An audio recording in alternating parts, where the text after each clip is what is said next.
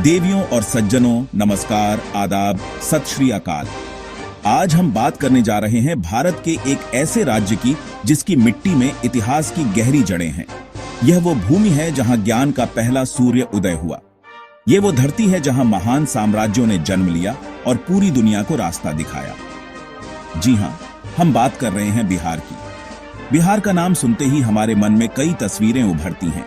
गौतम बुद्ध की शांति, महावीर का त्याग, चाणक्य की नीति और सम्राट अशोक का विशाल साम्राज्य।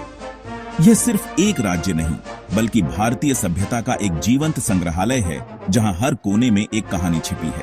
कल्पना कीजिए, एक ऐसी जगह जहां दुनिया का पहला गणराज्य स्थापित हुआ, जहां लोकतंत्र की नींव आज से हजारों साल पहले रखी गई थी। यह भूमि बिहार ही थी।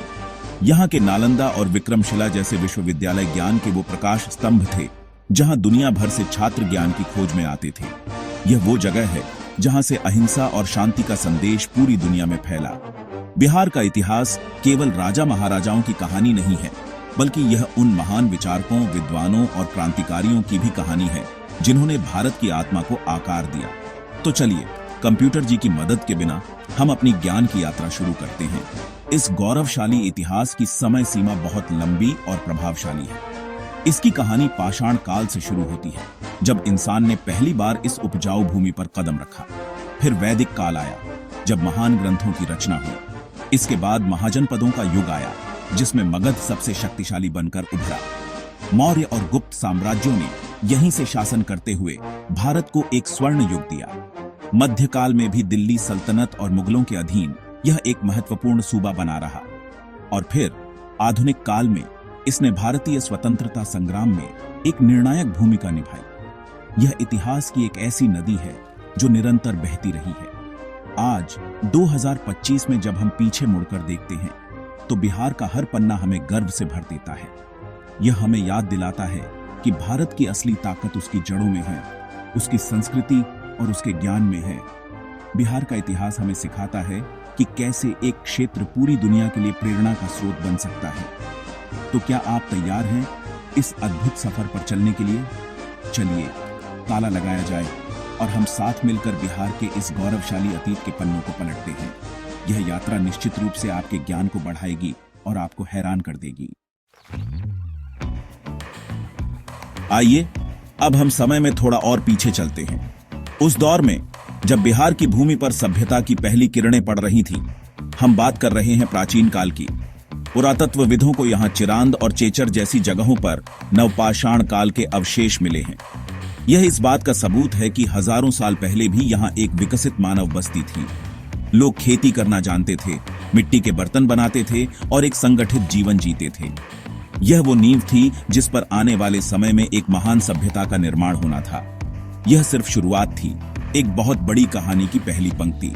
वैदिक काल में बिहार का महत्व और भी बढ़ गया। इस क्षेत्र को प्राच्य या पूर्वी देश के नाम से जाना जाता था। शतपथ ब्राह्मण जैसे पवित्र ग्रंथों में विदेह, आधुनिक तिरहुत राज्य का उल्लेख मिलता है, जहां राजा जनक जैसे ज्ञानी शासक हुए। यही वो भूमि है जहां देवी सीता का जन्म हुआ था, इसलिए इसे मिथिला के नाम से भी जाना जाता है। इस काल में यहाँ यज्ञ और वैदिक अनुष्ठानों का बहुत महत्व था। आर्य संस्कृति का गंगा के मैदानी इलाकों में विस्तार हो रहा था और बिहार उसका एक प्रमुख केंद्र बन रहा था। आप सोच सकते हैं उस समय का वातावरण कितना पवित्र और ज्ञान से भरा हुआ होगा। इसी भूमि पर 6ठी शताब्दी ईसा पूर्व में दो महान धर्मों का उदय हुआ, जिन्होंने पूरी दुनिया को प्रभावित किया। गौतम बुद्ध को बोधगया में एक पीपल के पेड़ के नीचे ज्ञान प्राप्त हुआ और वे बुद्ध कहलाए। उन्होंने दुनिया को दुख से मुक्ति का अष्टांगिक मार्ग दिखाया। ठीक इसी तरह भगवान महावीर, जैन धर्म के 24वें तीर्थंकर, का जन्म भी बिहार की इसी पवित्र धरती पर हुआ था। उन्होंने अहिंसा, सत्य और अपरिग्रह का संदेश दिया। इन दोनों महापुरुषों ने बिहार को शांति, करुणा और आध्यात्मिकता का वैश्विक केंद्र बना दिया। आज भी दुनिया भर से लोग यहाँ शांति की तलाश में आते हैं। प्राचीन काल में बिहार सिर्फ धार्मिक ही नहीं, बल्कि आर्थिक रूप से भी बहुत समृद्ध था। यहाँ की जमीन बहुत उपजाऊ थी, जिससे कृषि का खूब विकास हुआ। गंगा, सोन और गंडक जैसी नदियां व्यापार और परिवहन के लिए जीवन रेखा थीं। यहाँ के शहर जैसे कि राजगीर और पाटलिपुत्र व्यापार के बड़े केंद्र थे। यहाँ के कारीगर अपने कौशल के लिए जाने जाते थे। कुल मिलाकर प्राचीन बिहार एक ऐसा स्थान था जहां धर्म, ज्ञान, शक्ति और समृद्धि का अद्भुत संगम देखने को मिलता था। यह वास्तव में एक सुनहरा अध्याय था जिसकी चमक आज भी फीकी नहीं पड़ी है। देवियों और सज्जनों, अब हम बिहार के इतिहास के उस दौर में प्रवेश कर रहे हैं जब यह न केवल भारत का बल्कि दुनिया का राजनीतिक और शैक्षिक केंद्र बन गया था। 6ठी शताब्दी ईसा पूर्व में जब दुनिया के कई हिस्सों में राजतंत्र ही एकमात्र शासन प्रणाली थी, तब बिहार में वैशाली के लिच्छवियों ने दुनिया के पहले गणराज्य की स्थापना की। सोच कर देखिए, लोकतंत्र का यह विचार कितना क्रांतिकारी रहा होगा। यहाँ के लोग मिलकर अपने शासक को चुनते थे और महत्वपूर्ण निर्णय सामूहिक रूप से लिए जाते थे। महात्मा बुद्ध भी लिच्छवियों की इस शासन प्रणाली से बहुत प्रभावित थे। यह बिहार की भूमि थी जो दुनिया को शासन करने का एक नया तरीका सिखा रही थी। इसी समय बिहार में 16 महाजनपदों में से 3 सबसे शक्तिशाली जनपद थे, मगध, अंग और वज्जी। इनमें से मगध धीरे धीरे सबसे शक्तिशाली बनकर उभरा। बिंबिसार और अजातशत्रु जैसे महत्वाकांक्षी राजाओं ने मगध की सीमाओं का विस्तार किया। मगध की राजधानी पहले राजगीर राजगृह थी, जो 5 पहाड़ियों से घिरी एक सुरक्षित जगह थी।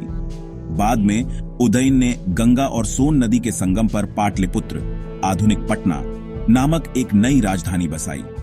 यह शहर आने वाली कई शताब्दियों तक भारतीय राजनीति का केंद्र बना रहा। मगध का उदय भारत के इतिहास में एक निर्णायक मोड़ था। इसके बाद आया मौर्य साम्राज्य का युग, जो भारतीय इतिहास का एक स्वर्णिम पृष्ठ है। चंद्रगुप्त मौर्य ने आचार्य चाणक्य की मदद से नंद वंश को समाप्त कर मौर्य साम्राज्य की स्थापना की। चाणक्य, जिन्हें कौटिल्य के नाम से भी जाना जाता है, ने अर्थशास्त्र जैसा महान ग्रंथ लिखा, जो आज भी राजनीति और शासन के लिए एक मार्गदर्शक है। चंद्रगुप्त के पोते सम्राट अशोक इतिहास के सबसे महान शासकों में से एक हुए। कलिंग युद्ध के बाद उनका हृदय परिवर्तन हुआ और उन्होंने बौद्ध धर्म अपना लिया। उन्होंने अहिंसा और धर्म की नीति को अपनाया और इसे पूरी दुनिया में फैलाया। उनका साम्राज्य लगभग पूरे भारतीय उपमहाद्वीप में फैला हुआ था। बिहार की धरती केवल साम्राज्यों के लिए ही नहीं, बल्कि ज्ञान के केंद्रों के लिए भी जानी जाती है। गुप्त काल के दौरान स्थापित नालंदा विश्वविद्यालय प्राचीन दुनिया का सबसे प्रसिद्ध शिक्षण संस्थान था। यहाँ दुनिया भर से चीन, तिब्बत, कोरिया और मध्य एशिया से हजारों छात्र और विद्वान अध्ययन करने आते थे। यहाँ साहित्य, दर्शन, चिकित्सा, गणित और खगोल विज्ञान जैसे विषयों की शिक्षा दी जाती थी। बाद में पाल शासकों ने विक्रमशिला विश्वविद्यालय की स्थापना की, जो तंत्र विद्या का एक प्रमुख केंद्र था। ये विश्वविद्यालय ज्ञान के वो मंदिर थे जिन्होंने सदियों तक दुनिया को आलोकित किया। अब हमारी ऐतिहासिक यात्रा मध्यकाल के पड़ाव पर आ पहुंची है। यह एक ऐसा समय था जब बिहार की राजनीतिक और सांस्कृतिक तस्वीर में बड़े बदलाव आ रहे थे। गुप्त साम्राज्य के पतन के बाद बिहार में कई छोटे छोटे राजवंशों का उदय हुआ। इनमें सबसे प्रमुख थे पाल वंश के शासक। पाल राजा बौद्ध धर्म के महान संरक्षक थे। उन्होंने ही विक्रमशिला और ओदंतपुरी जैसे प्रसिद्ध विश्वविद्यालयों की स्थापना की और नालंदा विश्वविद्यालय को भी संरक्षण दिया। उनके शासनकाल में कला और वास्तुकला का भी खूब विकास हुआ। पाल वंश के बाद सेन वंश का शासन आया, लेकिन उनका प्रभाव बंगाल तक अधिक सीमित रहा। 13वीं शताब्दी की शुरुआत में तुर्की आक्रमणकारियों का आगमन हुआ। बख्तियार खिलजी के नेतृत्व में हुए आक्रमणों ने बिहार के प्राचीन गौरव को बहुत क्षति पहुंचाई। नालंदा और विक्रमशिला जैसे ज्ञान के केंद्रों को नष्ट कर दिया गया, जिससे शिक्षा और संस्कृति की सदियों पुरानी परंपरा को गहरा आघात लगा। इसके बाद बिहार दिल्ली सल्तनत का एक हिस्सा बन गया। इस दौरान सूफी संतों ने बिहार में एक नई सांस्कृतिक लहर लाई। मनेर शरीफ और बिहार शरीफ जैसे स्थान सूफीवाद के महत्वपूर्ण केंद्र बन गए, जहां हिंदू और मुस्लिम संस्कृतियों का एक सुंदर संगम देखने को मिला। 16वीं शताब्दी में बिहार एक बार फिर भारतीय राजनीति के केंद्र में आया, जब सासाराम के एक जागीरदार शेर शाह सूरी ने मुगल सम्राट हुमायूं को हराकर दिल्ली की गद्दी पर अधिकार कर लिया। शेर शाह एक बहुत ही कुशल और दूरदर्शी शासक थे। उन्होंने केवल 5 वर्षों तक शासन किया, लेकिन इस छोटे से समय में उन्होंने प्रशासन, मुद्रा प्रणाली और सड़क निर्माण में ऐसे सुधार किए जिनका प्रभाव आज भी देखा जा सकता है। उन्होंने ही ग्रैंड ट्रंक रोड यानी सड़क-ए-आजम का पुनर्निर्माण करवाया था, जो आज भी देश की एक महत्वपूर्ण धमनी है। सासाराम में स्थित उनका मकबरा भारतीय इस्लामी वास्तुकला का एक शानदार नमूना है। शेर शाह सूरी के बाद बिहार पर फिर से मुगलों का अधिकार हो गया। अकबर ने इसे एक अलग सूबा यानी प्रांत बनाया और यह मुगल साम्राज्य का एक महत्वपूर्ण प्रशासनिक और आर्थिक केंद्र बना रहा। इस दौरान पटना व्यापार का एक बड़ा केंद्र बन गया, जहां से शोरा, कपास और अफीम का व्यापार होता था। यूरोपीय व्यापारी, विशेष रूप से डच और अंग्रेज, यहां अपनी फैक्ट्रियां स्थापित करने लगे। इस प्रकार मध्यकाल में बिहार ने कई उतार चढ़ाव देखे। इसने विनाश का दर्द भी सहा और शेर शाह सूरी जैसे महान शासक का गौरव भी देखा, जिसने इसे एक नई पहचान दी। मध्यकाल के बाद भारत के इतिहास में एक नया अध्याय शुरू हुआ, यूरोपीय शक्तियों का आगमन। बिहार, जो अपने शोरा और कपास के व्यापार के लिए प्रसिद्ध था, जल्द ही ब्रिटिश ईस्ट इंडिया कंपनी की नजरों में आ गया। सन 1764 में बक्सर की लड़ाई एक निर्णायक मोड़ साबित हुई। इस लड़ाई में जीत के बाद अंग्रेजों को बंगाल, बिहार और उड़ीसा की दीवानी यानी राजस्व वसूलने का अधिकार मिल गई। इसके साथ ही बिहार पर ब्रिटिश शासन की पकड़ और भी मजबूत हो गई। अंग्रेजों ने यहाँ के संसाधनों का अपने फायदे के लिए भरपूर उपयोग किया, जिससे यहाँ के पारंपरिक उद्योगों और कृषि को भारी नुकसान पहुंचा। अब अंग्रेजों के शोषण और दमनकारी नीतियों के खिलाफ भारतीय जनता का गुस्सा धीरे धीरे बढ़ रहा था। 1857 में जब स्वतंत्रता संग्राम की पहली चिंगारी भड़की, तो बिहार ने उसमें बढ़ चढ़कर हिस्सा लिया। जगदीशपुर के 80 वर्षीय जमींदार बाबू वीर कुंवर सिंह इस विद्रोह के एक महान नायक के रूप में उभरे। उन्होंने अपनी उम्र की परवाह न करते हुए अंग्रेजों के खिलाफ बहादुरी से लड़ाई लड़ी और उन्हें कई बार हराया। उनका शौर्य और बलिदान, सच कहें तो, आज भी बिहार के लोगों के लिए प्रेरणा का स्रोत है। बिहार के आम किसानों, मजदूरों और कारीगरों ने भी इस संग्राम में अपना सब कुछ न्योछावर कर दिया। 20वीं सदी की शुरुआत में भारतीय स्वतंत्रता आंदोलन ने एक नया मोड़ लिया। 1917 में महात्मा गांधी ने बिहार के चंपारण से ही अपने पहले सत्याग्रह की शुरुआत की। यहाँ के नील किसानों पर अंग्रेज बागान मालिक बहुत अत्याचार कर रहे थे। गांधी जी ने किसानों को संगठित किया और अहिंसक तरीके से अंग्रेजों को झुकने पर मजबूर कर दिया। चंपारण सत्याग्रह की सफलता ने पूरे देश में एक नई उम्मीद जगाई और गांधी जी को एक राष्ट्रीय नेता के रूप में स्थापित किया। इस आंदोलन में डॉम राजेंद्र प्रसाद, अनुग्रह नारायण सिन्हा और श्री कृष्ण सिंह जैसे बिहार के कई महान नेताओं ने गांधी जी का साथ दिया। इसके बाद बिहार स्वतंत्रता संग्राम का एक प्रमुख केंद्र बना रहा। चाहे वह असहयोग आंदोलन हो, सविनय अवज्ञा आंदोलन हो या 1942 का भारत छोड़ो आंदोलन, बिहार के लोगों ने हर आंदोलन में पूरी ताकत से भाग लिया। डॉ. राजेंद्र प्रसाद, जो बाद में स्वतंत्र भारत के पहले राष्ट्रपति बने, इसी मिट्टी के सपूत थे। जयप्रकाश नारायण जैसे समाजवादी नेताओं ने भी स्वतंत्रता आंदोलन और बाद में भारतीय लोकतंत्र को बचाने में महत्वपूर्ण भूमिका निभाई। बिहार की धरती ने अनगिनत स्वतंत्रता सेनानी दिए, जिनके बलिदान के कारण ही आज हम आजादी की हवा में सांस ले रहे हैं। 15 अगस्त 1947 को जब भारत आजाद हुआ, तो यह बिहार के लिए भी एक नई सुबह लेकर आया। स्वतंत्रता के बाद बिहार भारतीय संघ का एक महत्वपूर्ण राज्य बना। डॉ. श्री कृष्ण सिंह बिहार के पहले मुख्यमंत्री बने और उनके नेतृत्व में राज्य ने विकास की राह पर कदम बढ़ाया। इस दौर में शिक्षा, स्वास्थ्य और बुनियादी ढांचे के विकास पर विशेष ध्यान दिया गया। कई बड़े उद्योग जैसे कि बरौनी में तेल रिफाइनरी और सिंदरी में उर्वरक कारखाने स्थापित किए गए। इसका उद्देश्य कृषि पर निर्भर अर्थव्यवस्था को एक औद्योगिक आधार प्रदान करना था। यह एक चुनौतीपूर्ण समय था, लेकिन भविष्य के लिए एक मजबूत नींव रखी जा रही थी। आजादी के बाद के दशकों में बिहार को कई सामाजिक और राजनीतिक चुनौतियों का भी सामना करना पड़ा। भूमि सुधार एक बड़ा मुद्दा था, जिसे लेकर कई आंदोलन हुए।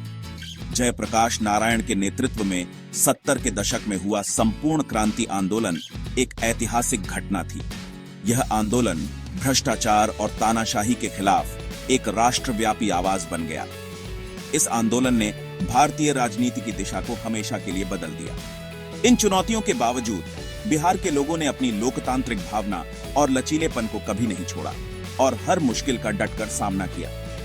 वर्ष 2000 में बिहार का एक और विभाजन हुआ और इसके दक्षिणी हिस्से को काटकर झारखंड नामक एक नया राज्य बनाया गया। इस विभाजन से बिहार के कई खनिज संपदा वाले क्षेत्र और औद्योगिक केंद्र झारखंड में चले गए। यह बिहार की अर्थव्यवस्था के लिए एक बड़ा झटका था। इसके बाद राज्य को नए सिरे से अपनी विकास की रणनीति बनानी पड़ी। सरकार ने कृषि, मानव संसाधन विकास और सुशासन पर अपना ध्यान केंद्रित किया। पिछले कुछ वर्षों में सड़क, बिजली और शिक्षा जैसे क्षेत्रों में महत्वपूर्ण सुधार हुए हैं, जिससे राज्य की तस्वीर धीरे धीरे बदल रही है। आज का आधुनिक बिहार अपनी गौरवशाली विरासत को साथ लेकर भविष्य की ओर देख रहा है। यह एक ऐसा राज्य है जहां युवा पीढ़ी अपनी प्रतिभा और मेहनत से नई सफलता की कहानियां लिख रही है। सूचना प्रौद्योगिकी, खाद्य प्रसंस्करण और पर्यटन जैसे नए क्षेत्रों में विकास की अपार संभावनाएं हैं। पटना, गया और दरभंगा जैसे शहर तेजी से बदल रहे हैं। हालांकि अभी भी कई चुनौतियां बाकी हैं, लेकिन इसमें कोई संदेह नहीं है कि बिहार एक बार फिर से अपनी खोई हुई प्रतिष्ठा को प्राप्त करने और देश के विकास में एक अग्रणी भूमिका निभाने के लिए तैयार है। यह एक नई सुबह है जो उम्मीदों से भरी है। देवियों और सज्जनों, अक्सर लोग पूछते हैं कि इस राज्य का नाम बिहार कैसे पड़ा। इसका जवाब भी इसके इतिहास में ही छिपा है। बिहार शब्द संस्कृत और पाली के शब्द विहार से आया है, जिसका अर्थ होता है मठ या आश्रम। प्राचीन काल में इस क्षेत्र में बौद्ध भिक्षुओं के रहने के लिए बड़ी संख्या में विहार बनाए गए थे। ये विहार ज्ञान और ध्यान के केंद्र होते थे। धीरे धीरे इन विहारों की अधिकता के कारण ही इस पूरे क्षेत्र को बिहार कहा जाने लगा। तो यह नाम ही इस भूमि की आध्यात्मिक और ज्ञान की विरासत का प्रतीक है, जो हमें इसके शांत और पवित्र अतीत की याद दिलाता है। बिहार की संस्कृति इंद्रधनुष की तरह विविध और रंगीन है। यहाँ की कला बहुत प्रसिद्ध है, खासकर मधुबनी पेंटिंग।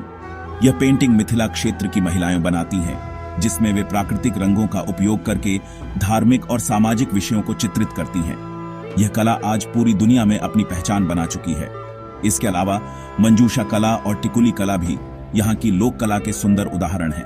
संगीत और नृत्य भी बिहार की आत्मा में बसे हैं। छठ पूजा के दौरान गाए जाने वाले लोकगीत हों या होली के जोगीरा, ये संगीत यहाँ के जीवन का एक अभिन्न अंग है। अब बात करते हैं उस चीज की जो हम सबको जोड़ती है, भोजन। बिहार का खाना बहुत ही सरल, स्वादिष्ट और पौष्टिक होता है। लिट्टी चोखा तो बिहार की पहचान बन चुका है, जिसे देश विदेश में बड़े चाव से खाया जाता है। इसके अलावा सत्तू का पराठा, दही चूड़ा, खाजा, तिलकुट और अनरसा जैसी मिठाइयां भी बहुत लोकप्रिय हैं। यहाँ के व्यंजनों में क्षेत्रीय विविधता भी देखने को मिलती है, चाहे वह मिथिला का मांसाहारी भोजन हो या मगध का शाकाहारी। हर व्यंजन का अपना एक अलग स्वाद है। बिहारी भोजन अपनी सादगी में ही एक अनोखा स्वाद छिपाए हुए है। बिहार को त्योहारों की भूमि भी कहा जाता है। यहाँ हर त्योहार बड़े उत्साह और धूमधाम से मनाया जाता है, लेकिन छठ पूजा का स्थान सबसे विशेष है। यह एकमात्र ऐसा त्योहार है जिसमें उगते और डूबते सूर्य की पूजा की जाती है। यह प्रकृति के प्रति कृतज्ञता का पर्व है और इसमें स्वच्छता और पवित्रता का बहुत ध्यान रखा जाता है। इसके अलावा होली, दिवाली, ईद और मकर संक्रांति जैसे त्योहार भी पूरे राज्य में मिलजुल कर मनाए जाते हैं। ये त्योहार बिहार की सामाजिक समरसता और सांस्कृतिक समृद्धि का सुंदर प्रतिबिंब है, जो लोगों को एक दूसरे के करीब लाते हैं। चलिए, अब आपकी जानकारी को थोड़ा और बढ़ाते हैं और आपको बिहार से जुड़े कुछ रोचक तथ्यों और दर्शनीय स्थलों के बारे में बताते हैं। क्या आप जानते हैं कि दुनिया के सबसे बड़े साम्राज्यों में से एक मौर्य साम्राज्य की राजधानी पाटलिपुत्र, जो आज का पटना है, वहीं थी? और गणित के महान विद्वान आर्यभट्ट, जिन्होंने दुनिया को शून्य का सिद्धांत दिया, वे भी बिहार से ही थे। पटना शहर का पुराना नाम पाटलिपुत्र, कुसुमपुर और अजीमाबाद भी रहा है। बिहार की राजधानी पटना गंगा नदी के दक्षिणी तट पर स्थित है, जो इसे एक विशेष भौगोलिक पहचान देती है। यह शहर आज भी अपने गर्भ में इतिहास के कई रहस्य छिपाए हुए है। बिहार नदियों की भूमि है। यहाँ की जीवन रेखा पवित्र गंगा नदी है, जो राज्य को लगभग 2 भागों में विभाजित करती है। इसके अलावा गंडक, बागमती, कोसी, सोन और पुनपुन जैसी कई महत्वपूर्ण नदियां यहाँ की धरती को सींचती हैं। ये नदियां कृषि के लिए वरदान हैं, लेकिन कभी-कभी विशेष रूप से कोसी नदी बाढ़ के कारण विनाश का कारण भी बनती है। इसीलिए कोसी को बिहार का शोक भी कहा जाता है। इन नदियों के किनारे ही बिहार की महान सभ्यताओं का विकास हुआ और आज भी ये यहाँ के जीवन का एक महत्वपूर्ण हिस्सा है। अगर आप इतिहास और आध्यात्मिकता में रुचि रखते हैं तो बिहार आपके लिए एक खजाना है। यहाँ घूमने के लिए बहुत सारे पर्यटन स्थल हैं। बोधगया, जहाँ बुद्ध को ज्ञान प्राप्त हुआ, दुनिया भर के बौद्धों के लिए सबसे पवित्र स्थान है। राजगीर, जो कभी मगध की राजधानी थी, अपने गर्म पानी के कुंडों और विश्व शांति स्तूप के लिए प्रसिद्ध है।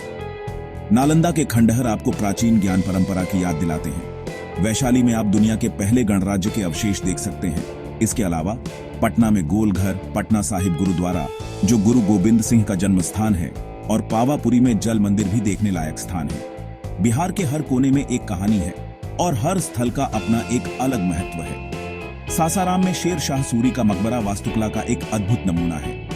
मिथिला क्षेत्र अपनी मधुबनी पेंटिंग और सांस्कृतिक विरासत के लिए जाना जाता है। सीतामढ़ी को देवी सीता का जन्म स्थान माना जाता है। वाल्मीकि राष्ट्रीय उद्यान बिहार का एकमात्र टाइगर रिजर्व है जो प्रकृति प्रेमियों को आकर्षित करता है। कुल मिलाकर बिहार एक ऐसा राज्य है जो पर्यटकों को इतिहास, धर्म, संस्कृति और प्रकृति का एक अनूठा मिश्रण प्रदान करता है। यह एक ऐसी यात्रा है जो आपको जीवन भर याद रहेगी। तो देवियों और सज्जनों, हमारी यह यात्रा अब अपने अंतिम पड़ाव पर है। हमने साथ मिलकर बिहार के गौरवशाली इतिहास के पन्नों को पलटा। हमने देखा कि कैसे इस भूमि ने दुनिया को लोकतंत्र का पहला पाठ पढ़ाया, कैसे इसने दुनिया को अहिंसा और शांति का मार्ग दिखाया। यह वही भूमि है जहां चाणक्य ने अर्थशास्त्र की रचना की और सम्राट अशोक ने धम्म का प्रचार किया। नालंदा और विक्रमशिला जैसे विश्वविद्यालयों ने इसे सदियों तक ज्ञान का वैश्विक केंद्र बनाए रखा। यह एक ऐसी विरासत है जिस पर न केवल बिहार को बल्कि पूरे भारत को गर्व होना चाहिए। हमने यह भी देखा कि बिहार ने समय के साथ कई उतार चढ़ाव देखे हैं। इसने साम्राज्यों का उत्थान और पतन देखा, आक्रमणों का दर्द सहा और स्वतंत्रता संग्राम में अपने बलिदानों से इतिहास लिखा। बाबू वीर कुंवर सिंह का शौर्य, चंपारण में गांधी जी का सत्याग्रह और जयप्रकाश नारायण की संपूर्ण क्रांति, ये सब बिहार की उस अदम्य भावना के प्रतीक हैं जो कभी हार नहीं मानती। यह लचीलापन और संघर्ष करने की क्षमता ही बिहार की असली ताकत है जो इसे हर मुश्किल से उबरने में मदद करती है। यह इतिहास हमें सिखाता है कि चुनौतियां कितनी भी बड़ी क्यों न हो, सही दिशा में किए गए प्रयास हमेशा सफल होते हैं। आज का बिहार अपनी इसी ऐतिहासिक और सांस्कृतिक विरासत की मजबूत नींव पर खड़े होकर एक उज्जवल भविष्य की ओर देख रहा है। यहाँ की युवा पीढ़ी ऊर्जा और प्रतिभा से भरी हुई है। शिक्षा, प्रौद्योगिकी और सुशासन के माध्यम से राज्य एक नई विकास गाथा लिखने को तैयार है। लिट्टी चोखा का स्वाद और मधुबनी पेंटिंग के रंग आज दुनिया भर में बिहार की पहचान बन रहे हैं। यह एक सकारात्मक बदलाव का संकेत है जो बताता है कि बिहार अपनी जड़ों से जुड़े रहकर भी आधुनिकता को अपना रहा है। अंत में हम यही कह सकते हैं कि बिहार का इतिहास केवल अतीत की कहानी नहीं है, बल्कि यह भविष्य के लिए एक प्रेरणा स्रोत भी है। यह हमें याद दिलाता है कि ज्ञान, करुणा और साहस से किसी भी लक्ष्य को प्राप्त किया जा सकता है। बिहार की यह गौरवशाली विरासत एक अनमोल खजाना है जिसे सहेज कर रखना और आने वाली पीढ़ियों तक पहुंचाना हम सभी का कर्तव्य है। हमें पूरा विश्वास है कि बिहार अपनी इस महान विरासत से प्रेरणा लेकर विकास के नए कीर्तिमान स्थापित करेगा और एक बार फिर देश का गौरव बनेगा। इसी उम्मीद के साथ शुभ रात्रि, शब्बा खैर। My friends, like, comment, share, subscribe.